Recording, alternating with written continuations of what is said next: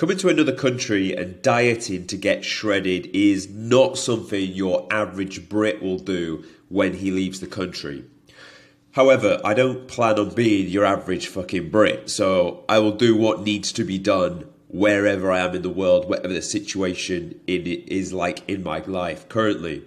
And this video, I'm going to give you the full daily detail, go into the weeds of the routine that I'm following to get shredded, how I don't cheat on my diet and still go out and date, how I resist the urges of like certain foods, and why I still keep the routine when I travel, because work is fucking playboys. It's not a case of just mincing it about and turning the tap on and off. This is who we want to become and who we are. Because let me tell you, that there's nothing better than being in a fucking place which you love. I personally really resonate with Mexico. I had been here before. When I came to the point in my life where I could travel again, I was like, this is the place I'm coming to. I fucking love it here. The food's nice. Obviously, I'm not on it in the minute. The women are fucking beautiful. And then if I could be cutting around with a top 1% physique, my life really is so fucking happy and really, really complete. And there will come a point where I get to reap the fruits of the labor, and I'll be eating fucking tacos, drinking margaritas, and I'll be on the beaches with Latinas. But there isn't a time and a place for that. And sometimes you have to come and see what is there on offer, look at temptation in the face, and still stick to your goals and who you are as a person, because that is truly what is going to help you become the man that you need to be.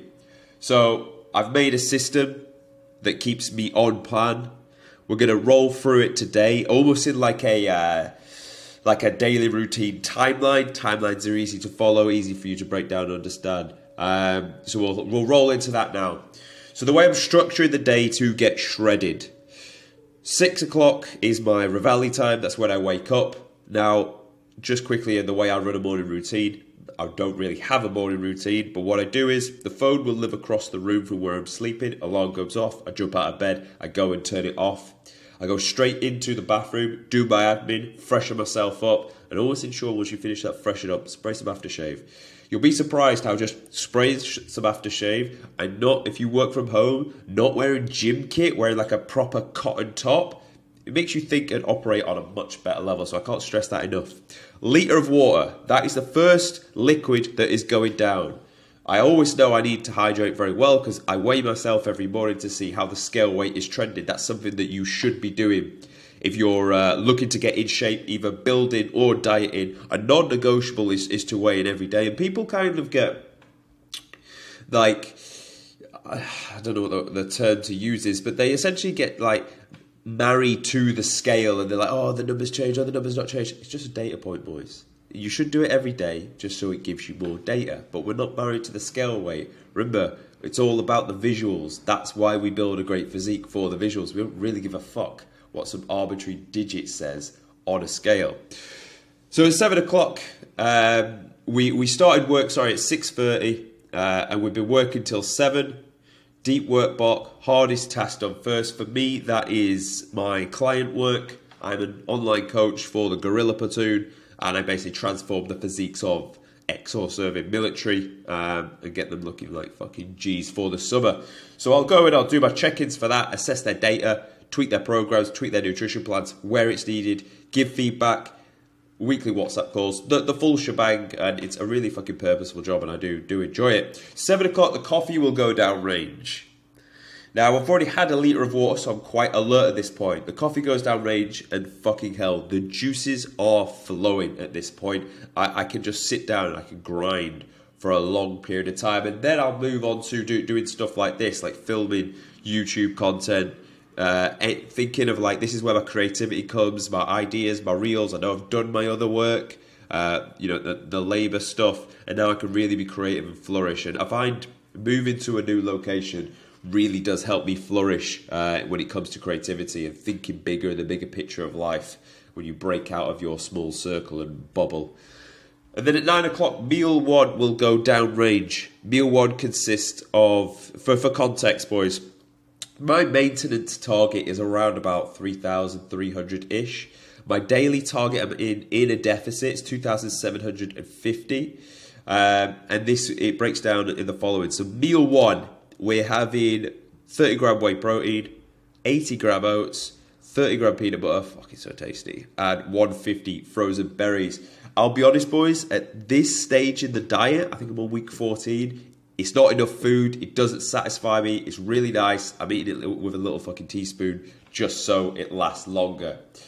But anyway, because I'm dieting and I'm having X amount of food, I'm not carb crashing or anything like that, so I can then roll into the next set of work, which will normally be replying to DMs and sorting out conversations and new client startups off the back of that, which will take me up until 11 o'clock, where I have meal two.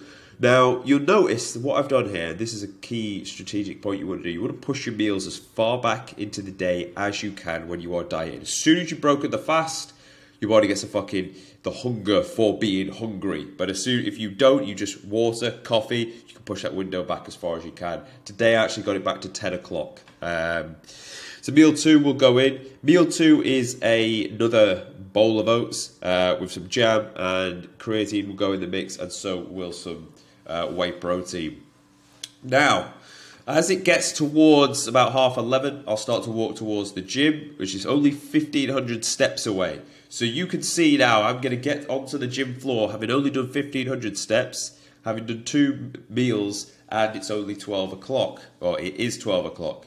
Now, what is absolutely critical, if you want to get shredded but look sick, you need to retain the muscle tissue that you've worked so hard to build. Or if you are actually in a reconfig phase, you will be building muscle at the same time. So that gym floor performance needs to be the fucking mission when you are in a dieting phase. You need to do everything you can to beat or at least hold the previous loads and reps moved from the last session or that given exercise, because that is the only way you can know for sure if you're building and or retaining tissue. If the numbers are dropping because you've been sloppy with your meal timings, you're going to run the risk of losing muscle mass, and then you're going to look worse come the end of your dieting phase, and the whole purpose was to look better. And I've been running this, and you know what? Numbers have been great. Numbers even on things like leg press, Bulgarian split squats are still increasing this deep into a dieting phase, which means what I'm doing is working. It works for me, and it should in theory work for you. Fuel will drive performance. Performance will drive muscle tissue. Muscle tissue will drive your overall look, bring you happiness, confidence, and allow you to go and achieve the things that you want, and the whole purpose that you would do this for in the first place. Anyway, wrap up training, and we're straight into cardio off the back of it. I don't want to be going to the gym twice, but we have got 50 minutes of cardio to knock out. Fair amount. It is the depths of the diet. No, it starts on 20 and gets progressively higher. Again, going back to driving performance in the gym, you want to keep food as high as you can for as long as possible. So what else can you do? You can increase output. Unless you're a guy that doesn't really have a bad appetite, then pulling food might be the better option for you. Walk back from the gym. So at this point, we're only on about 3.5k steps, and we've got meal 3 to get in. Meal 3 is already cooked, by the way. So when we get in, it's just a case of reheat and run with that. That's 80 gram uncooked rice, 200 uncooked chicken, and 100 grams of mixed vegetables, just frozen, bought out of the shop. Now, at this point, this is my last real intake of proper starchy carbohydrates. So obviously I savor that meal, and after that is gone, that is it. In the depths of the diet, this is the way it's had to go. I'm then into a learning block where I will learn so I'm better at my job. I've paid for knowledge from people that are better than me, so I can be better for my guys, get better results, and continue to grow to be the best possible coach I possibly can. And that will take me up to around 1,700. Meal 4, sadly enough, there are no carbs in meal 4. It has me scaling the walls, but this is what needs to be done right at the very end of the dieting phase. So it's 200 chicken and 200 mixed veg. And then after that, we're then into steps. Now you'll notice my step count at this point is only 3,000 or 3.5. And my target is actually 12,000. I purposely stack my steps towards the back end of the day when I've done all the work I needed to do, and I've trained and I've not done all of this in the morning because people do like to walk in the morning. It can set you up for the day. I prefer to walk in the evening for it to wind me down, and knowing I've already trained, I've already done all my work, I've already had all my meals. Because walking is a lot easier than it is to go and like do your session after you've walked. That's just my opinion. I prefer it like that, and conveniently that is when I would go out on like dates or see people, so I'm going to be out and about walking anyway, so it's better to save that towards the back end of the day. I'll be honest, it's easier for me to be getting steps in here in Mexico in February because it's 30 degrees. I appreciate the UK, you will be wrapped up to the fucking nines. I was just there in January and fuck me, I was wrapped up cutting about doing steps when it's blowing a gale. Not very fun, but it is what it is, and it needs to be done, boys. Steps is an absolute critical point of your dieting phase. Daily steps, you can do them daily because they don't accumulate fatigue. Just one on the cardio, a little tip for you. Keep your heart rate between 120 and 130. It's not quick enough that it accumulates fatigue. Don't run, do incline treadmill, elliptical, or bike. So then at this point we'll come back in. Maybe it's around 8 or 9 o'clock in the evening, and I'll have meal 5 where we're finishing the day on something sweet. A little bit of carbs going in here from 150 frozen berries, some 70% or above dark chocolate, which is high fat and high carb. And then we're wrapping up with also 300 grams of yogurt, low-fat yogurt. And that is the day of feeding I'm following to get shredded, 12,000 steps each day.